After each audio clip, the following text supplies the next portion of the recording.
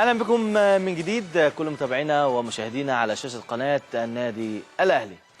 يمكن امبارح برضو كانت في مباراه لنادي الزمالك مع شباب بجاية الجزائري، مباراه الزمالك قدم فيها مباراه كويسه جدا، قدر انه يفوز بهدفين. بنقول للزمالك مبروك على الفوز، بنقول مبروك على عوده الجماهير وظهورها بهذا الشكل. ولكن يا جماعه احنا على باب فتنه كبيره، مش عايزين نرجع اللي حصل في قصة مصر والجزائر وأم درمان والقاهرة والجزائر والأحداث اللي الإعلام سواء المصري أو الجزائري أخطأ فيها، وكلنا عرفنا أننا غلطانين وقفلنا الصفحة من امبارح للساعات الأولى من النهاردة، وبتتجدد شكل الفتنة من جديد.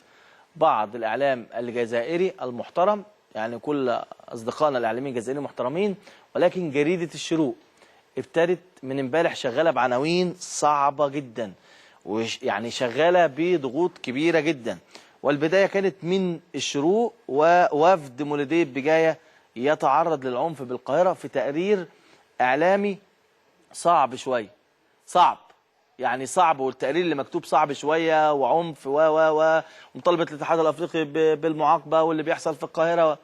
مش عايزين نندرج تاني، ومش عايزين الفتنة تتكرر تاني، وأكيد اتعلمنا من الدروس، لأن عندنا دايما في العالم كله الرياضة بتجمع الشعوب إلا في وطننا العربي، لكن أنا بقول لكم إن شاء الله الرياضة هتفضل تجمع كل الشعوب. ولكن الأذكى من الجميع هو شباب مصر والجزائر. والتعليقات، يعني حميد من الجزائر بيقول إياكم يا أخوان من الفتنة، فالفتنة أشد من القتل واتقوا الله. وعصام فوده من مصر بيقول اتقوا الله جميعا، دي منافسة رياضية والعلاقة بيننا أكبر من كده من كرة منفوخة بالهواء. وكمان لا داعي لتحريك الفتنة بين الشعبين والعودة للماضي، كل من يشتم ويسب ويحدث البلبلة من الطرفين حاقد ومتعصب. وكمان يا جماعة صلوا على النبي عليه أفضل الصلاة والسلام، لا للفتنة بين أبناء الإسلام هدانا الله.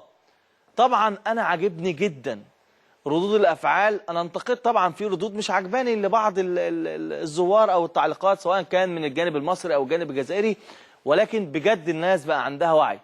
يعني يا جماعه بجد فوتوا الفرصه، بجد انا بطالب جريده الشروق الجزائريه الهدوء يا جماعه، مش عايزين نكرر كلنا اخطاء الماضي. بشكر معظم الاعلام المصري اللي التزم الحياديه والاحترافيه الكامله في الهدوء وعدم إظهار الشكل أو بعناوين في كل الصحف ووسائل الإعلام المصرية بشكل معين.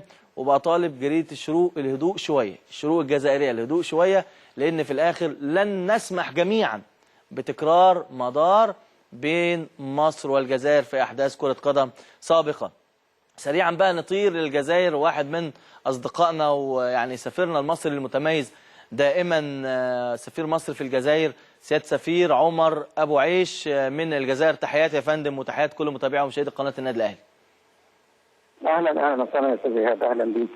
سيادة سفير، يمكن طبعا حضرتك دايما متواجد يعني بجانب شغل حضرتك ومسؤولياتك الدبلوماسية مع الفرق الرياضية المصرية، ودايما بتذلل كل العقبات للفرق. أخيرا كانت مباراة المقصة وقسنطينة الجزائري ودور حضرتك الكبير. ولكن من امبارح كده وانا يعني حاسس بفتنة جديدة، وبنقول مش هنكرر اللي فات يا سيادة السفير.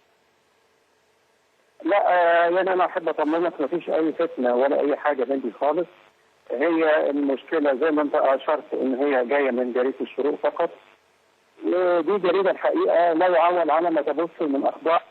احنا اتعودنا من ساعه ما جيت لغايه النهارده بقى لي سنه وشويه لا أعول على ما تبث من الأخبار، لأن هي اعتادت على محاولة التطور على مصر، اعتادوا إن هم يبثوا أخبار غير صحيحة، اعتادوا إن هم يوجهوا انتقادات.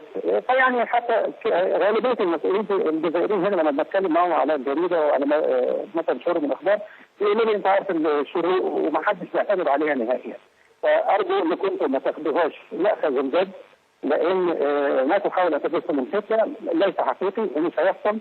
المسؤولين والشعبين في الجزائر وفي مصر حريصين جدا على ان اللقاءات الكرويه سواء كانت على الصعيد الرسمي او على صعيد ودي تتم في احسن صوره، ومفيش حد لا في الجزائر ولا في مصر عنده استعداد انه يعيد مأساة ماتش درمان من جديد.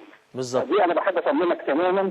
انا لسه راجع دلوقتي اهو العاصمه الجزائريه، انا من قسنطينه، كنت امبارح بحضر المباراه بتاعت المقاصه الخاصه. بالظبط.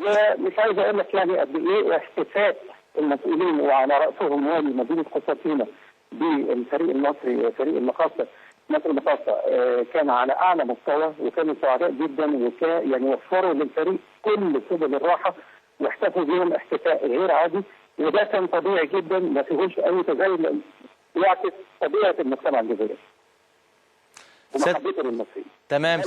يعني اطمئن تماما، ما فيش فتنه، وان اللي بيحاول يزرع الفتنه هي نفسها بتترقب من مكانه.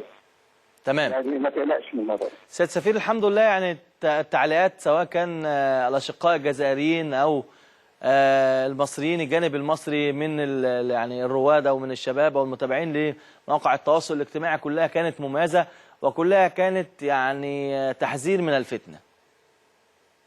ده حقيقي. وهي يعني اطمئن، بس احنا مش عايزين نكبر الموضوع بالظبط. يعني الموضوع اكثر من حجمه، لان احنا عارفين كويس زي ما قلت لحضرتك، يكفي ان يكون الخبر مصدره هذه الجريده حتى نعلم ان هو خبر غير حقيقي وانه تسخين مصادرته كامله. احنا لا نلقي بالا لما تضيفه هذه الجريده من اخبار مقالات. هم بيحاولوا بقى فتره ان هم ياخدوا لقاء معايا، وانا رافض تماما، لان انا ما بتعاملش الا مع الجرايد او وسائل الاعلام اللي هي منتخبه. الجزائر مليئه بالصحف وبوسائل الاعلام المحترمه اللي هم يعني يتميزوا ان هم حياديين جدا، بيعرضوا الموضوعات اللي بيعرضوها بشكل طبيعي وموضوعي، وبالتالي حتى لو كانوا بيختلفوا معنا في الراي فده امر طبيعي، المهم النقاش في اطار القضيه والموضوعيه، وده اللي بيوصلنا ان احنا بنحترم بعض سواء كجزائريين او مصريين. لكن انت ما تقلقش، انا عارف، انا حاسس بكل ما حاسس المواطن المصري، وممكن اكثركم شعورا يعني بان كل حاجه لازم تطلع على خير ما وراه. بالظبط. لان احنا بنمثل هنا مصر في الجزائر، ونشعر بموده الجزائريين على الصعيد الرسمي وعلى الصعيد الشعبي، يعني ما نحبش ان اي حاجه تعكر صف هذه الاخوه وهذه المحبه. سيد سفير عمر ابو عيش، سفير مصر في الجزائر، شكرا لحضرتك يا فندم.